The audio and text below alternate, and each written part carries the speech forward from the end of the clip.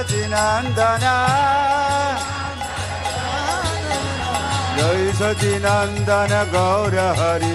তো অষ্টাঙ্গ যোগীরা যম, নিয়ম, আসন, প্রাণায়াম, প্রত্যাহার, ধারণা, ধ্যান এবং সমাধি 8 প্রকারের এবং কুণ্ডলিনী চক্র 10 প্রকারের প্রাণবায়ু এইসব সহযোগে যখন সিদ্ধি প্রাপ্ত করে, তো সেই সিদ্ধিতেও শক্তি তো অবশ্যই থাকে এবং অসীম শক্তি।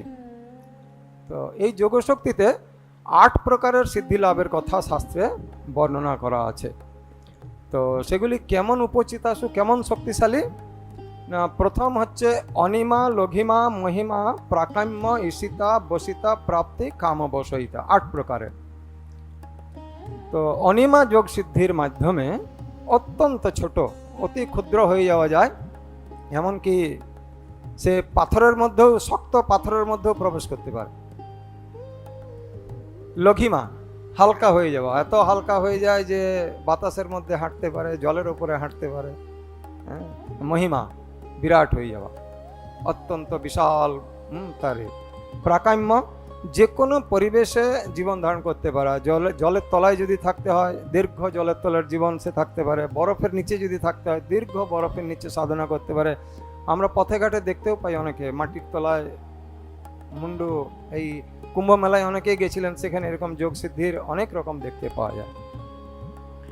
ঈশিতা প্রকৃতিকে প্রভাবিত করা, মানে গ্রীষ্মকালে চাইলে আপনার সামনে বৃষ্টিপাত সে করিয়ে দিতে পারে।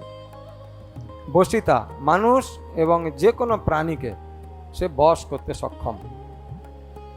প্রাপ্তি ঈপ্সিত বস্তু, যে কোনো ঈপ্সিত বস্তু, যেমন এখানে কলকাতা থেকে এখানে এসছেন, এসে দেখছেন যে জপথলি আমার কলকাতার মন্দিরে রয়ে গেছে, এখান থেকে বসে আপনি জপথলি কলকাতার মন্দির থেকে নিয়ে চলে আসতে পারেন। তা শ্রীল প্রভুপাদ এই বিষয়ে একটি বর্ণনাতে লিখেছিলেন। ইংল্যান্ড থেকে শ্রীল প্রভুপাদ তার কিছু শিষ্যের সঙ্গে আমেরিকাতে গেছেন। তো শিষ্য সেখানে গিয়ে পরে প্রভুপাদ আমরা তো ওই জিনিসটা ভুলে এসেছি ইউকেতে, বলে তুমি প্রয়োগ করো, এখান থেকে বসেই ওই জিনিসকে তুমি প্রাপ্ত করো। তো কৌতুক বসে যে সিদ্ধ যোগীরা কি কি করতে পারে বলেছিলেন।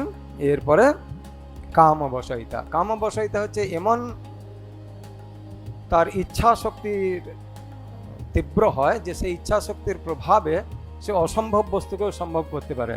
লিখছে শাস্ত্রে যে যদি সেদ্ধ বীজ বা ভাজা বীজ হয়, সেই সেদ্ধ বীজ বা ভাজা বীজকে মাটিতে রোপণ করেও সেখান থেকে চারা অঙ্কুরোদ্গম সে করতে পারে। কামবশয়িতা।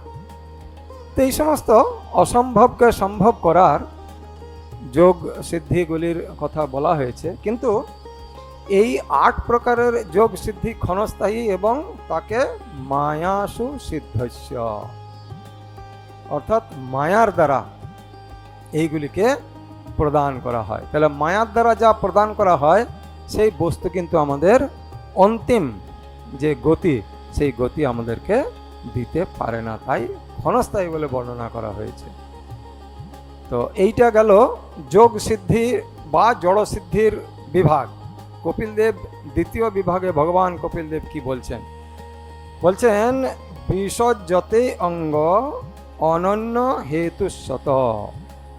বিসজ্জতে অঙ্গ, হে মাত কি না অনন্য হেতুসু, অর্থাৎ যে এই সবের প্রতি আকৃষ্ট হয়নি, যিনি এই সবের প্রতি আকৃষ্ট হয়নি, কি সবের প্রতি? এই অষ্ট সিদ্ধির প্রতি, তার কি হবে না মে গতি সাত।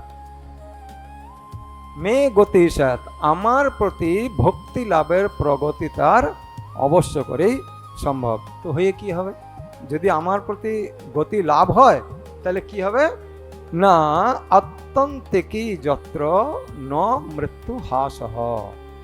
আমার প্রতি যদি মে গতি সাত, আমার প্রতি যদি তার প্রগতি লাভ হয়, আসক্তির লাভ কি হবে না আত্যন্তিকী যত্র ন মৃত্যু হাসহ।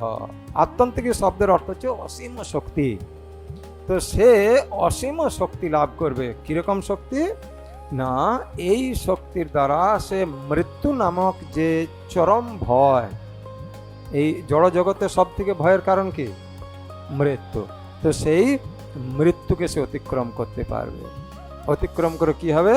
ব্রহ্ম নির্বাণম মৃচ্ছতি, অর্থাৎ জড় জগতের বন্ধন থেকে মুক্তি লাভ করে আমার ধামে প্রবেশ করতে পারবে। তাহলে প্রথম বিভাগটাতে জড় যোগ সিদ্ধিতে যে সমস্ত অত্যন্ত উচ্চ মানের ক্ষমতা লাভ করবে সেটা মায়াসু সিদ্ধস্য, মায়া অর্থাৎ ক্ষণস্থায়ী, চিরকাল থাকবে না। কিন্তু এইটা দ্বিতীয় বিভাগে বললেন যে এইটাতে আমার প্রতি সে প্রগতি লাভ করবে এবং এই জড় জগতের বন্ধন থেকে মুক্তি হবে।